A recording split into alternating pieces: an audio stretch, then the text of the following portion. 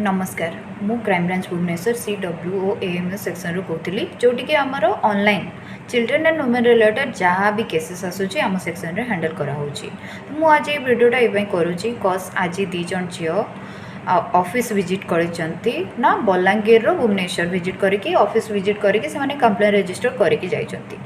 तो मु कहूँ कि आपण निज घरे बसिकी भी कंप्लेन रजिस्टर करें ना को साइट रे आपण विजिट करके कंप्लेन रजिस्टर करेंगे ना cybercrime.gov.in ये साइट रे आपण कौन सी प्रकार भी आपन सहित साइबर फ्रॉड होती आपण ये साइट को जाइए कंप्लेन रजिस्टर करें।